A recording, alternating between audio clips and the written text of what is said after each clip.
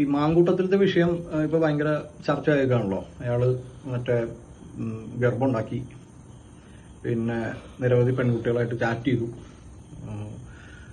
ഹോട്ടലിലേക്ക് വിളിച്ചു എന്നൊക്കെ പറഞ്ഞ് ഭയങ്കര പ്രശ്നമാണ് ഇപ്പോൾ. എനിക്കിത് മനസ്സിലാവുന്ന ഒരു എന്താ പറയുക, ഈ നമ്മുടെ നാട്ടിലെ പഴയ ഫേക്ക് മോറൽ ബുൾഷിറ്റായിട്ട് തന്നെ എനിക്ക് മനസ്സിലാവുന്നത്. അതിൽ കൂടുതൽ ഒരു പ്രസക്തി ഇതിനില്ല എന്ന് എനിക്ക് മനസ്സിലാവുന്നത്. എന്തുകൊണ്ടാന്ന് വെച്ചിട്ടുണ്ടെങ്കിൽ ഈ ശബ്ദരേഖ പുറത്തു വന്നല്ലോ, ടെലിവിഷൻ ഏതോ ചാനലുകളൊക്കെ പുറത്തു വിട്ടു. അപ്പോൾ ഇത് പുറത്തു വന്നു കഴിഞ്ഞപ്പോഴേക്കും ഇതിനകത്ത് അതിൽ നിന്ന് കേട്ടതെന്ന് മനസ്സിലാവുന്നത്, രണ്ട് വ്യക്തികൾ, ഇന്ത്യൻ സിറ്റിസൺസ് ആയിട്ടുള്ള രണ്ട് വ്യക്തികൾ തമ്മിൽ ഉഭയകക്ഷി സമ്മതപ്രകാരം ലൈംഗിക ബന്ധത്തിൽ ഏർപ്പെട്ടതിന് ശേഷം സ്ത്രീ ഗർഭിണിയാകുകയും ആ ഗർഭം പ്രസവത്തിലോട്ട് എത്തിക്കുന്നതിനോട് ഈ പറയുന്ന പുരുഷന് താല്പര്യമില്ല എന്ന് പറയുന്ന സാധനമാണ് അതിൽ നിന്ന് മനസ്സിലായത്. ഇന്ത്യയിൽ അബോർഷൻ ലീഗലാണ്, അബോർഷൻ ലീഗലല്ല.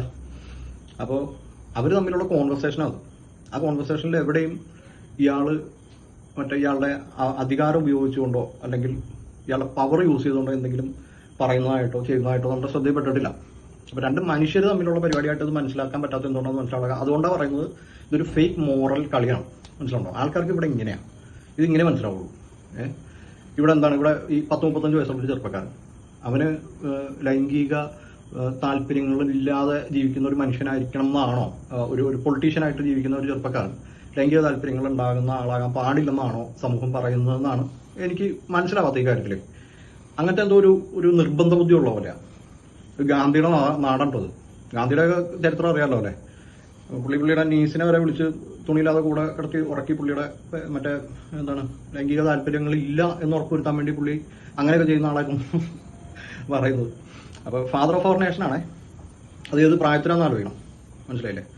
അപ്പൊ അതൊന്നും കേൾക്കുമ്പോൾ, അല്ലെങ്കിൽ അങ്ങനെയുള്ളൊരു കാര്യമൊന്നും കേട്ടപ്പോൾ ഒന്നും തോന്നാത്ത ആൾക്കാർക്ക് ഇത് കേൾക്കുമ്പോൾ എന്തുകൊണ്ടാണ് ഇങ്ങനെ ഭയങ്കര പ്രശ്നം വരുന്നത്. പിന്നെ വേറൊരു ആരോപണം വന്നത്, ഈ വേറൊരു പെൺകുട്ടി വന്നിട്ട് പറഞ്ഞു ആ പെൺകുട്ടിയെ ഇങ്ങനെ ഹോട്ടലിലേക്ക് ഇൻവൈറ്റ് ചെയ്തു എന്ന് പറയുന്നുണ്ട്.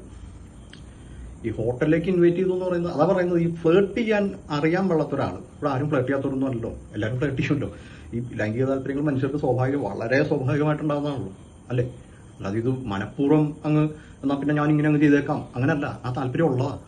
അത് എന്താണ് ഏറ്റവും ബേസിക് ആയിട്ടുള്ള ഇൻസ്റ്റിങ്ക്റ്റീവ് പെടുന്ന കാര്യം, തൂറാൻ കിട്ടുന്ന കാര്യമാണ്. അതെന്താ മനസ്സിലാവുന്നത്? അത് മനസ്സിലാവുന്നില്ലെങ്കിൽ അതിൽ നിന്ന് മനസ്സിലാക്കേണ്ടത് ഒന്നെങ്കിൽ അത് മനസ്സിലാവാത്ത പോലത്തെ എന്തൊരു ഫേക്ക് സാധനം വെച്ചിട്ട് നിങ്ങൾ ഇതിങ്ങനെ കണ്ണടച്ച് ഇല്ലാത്ത എന്തോ ഒരു സാധനമാക്കി വെച്ചിട്ട് നിങ്ങൾ എല്ലാവരും കൂടി ഒരാളെ അങ്ങ് ടാർഗറ്റ് ചെയ്ത്, ഇത് പണ്ടേ ഉണ്ടെന്നേ ഈ സ്ത്രീകളെ ക്ലബ് ചെയ്ത് പണ്ട് മുതലേ ഈ രാഷ്ട്രീയക്കാരിങ്ങനെ രാഷ്ട്രീയമായിട്ട് ഇതിനെ ഉപയോഗിക്കുന്ന ഒരു പരിപാടി ഉണ്ട്. ആ സെൻസിൽ തന്നെ അത് എടുക്കാൻ പറ്റുള്ളൂ. അതിൽ കൂടുതൽ ഒരു പ്രസക്തി ഇതിനില്ല. അപ്പൊ ഏകപക്ഷീയമായിട്ട് അയാളെ കോർണർ ചെയ്ത് അറ്റാക്ക് ചെയ്യുക എന്നുള്ളൊരു പരിപാടി നടക്കുന്നത് അത് ശരിയായിട്ടുള്ള നടപടിയല്ല. അയാൾ ചെയ്തതിനകത്ത് നിയമവിരുദ്ധമായിട്ട്, കോൺസ്റ്റിറ്റ്യൂഷനെതിരായിട്ട്, ഈ രാജ്യത്തിന്റെ നിയമത്തിനെതിരായിട്ട് എന്തെങ്കിലും ഉണ്ടെങ്കിൽ അപ്പൊ നമുക്ക് സംസാരിക്കാം. അല്ലാതെ ഈ പറഞ്ഞ ഭയങ്കര പുരോഗമന ബോധമൊക്കെ ഉള്ള ആൾക്കാരൊക്കെയാണ് ചാനലിലൊക്കെ ഇരുന്നിട്ട് വർത്താനം പറയുന്നത്. അപ്പൊ എന്തോ സെക്സ് എന്ന് പറഞ്ഞിട്ടുണ്ടെങ്കിൽ ഇപ്പൊ മതം പറയുന്ന പോലെ തന്നെ ആയില്ലേ? മതം ഇങ്ങനെ പിടിച്ചു നിർത്തുമല്ലോ, അത് ചെയ്യരുത്, ഇങ്ങനെ ചെയ്യരുത്, അങ്ങനെ പാടില്ല, ഇങ്ങനെ പാടില്ല എന്ന് പറയുന്ന പോലെ, മാസ്റ്റർബേറ്റ് ചെയ്യരുത്, അത് പാവണമെന്ന് പറഞ്ഞ പോലത്തെ ഒരു സാധനമാണ്. അതിൽ കൂടുതൽ ഒരു പ്രസക്തിയും ഈ പറയുന്ന ആരോപണത്തിനില്ല. ഒന്നിൽ കൂടുതൽ സ്ത്രീകളായിട്ട് പുള്ളി ഫ്ലേർട്ട് ചെയ്യാൻ ശ്രമിച്ചിട്ടുണ്ടെങ്കിൽ അത് വർക്കായിട്ടില്ല മര്യാദയ്ക്കെങ്കിൽ നമ്മൾ മനസ്സിലാക്കേണ്ടത് രാഹുൽ മാങ്കൂട്ടത്തിന് ഫ്ലേർട്ട് ചെയ്യാൻ അറിയില്ലെന്നാണ് മനസ്സിലാവുന്നത്. അതിൽ കൂടുതൽ ഒന്നും തന്നെ ഇതിനകത്തില്ല.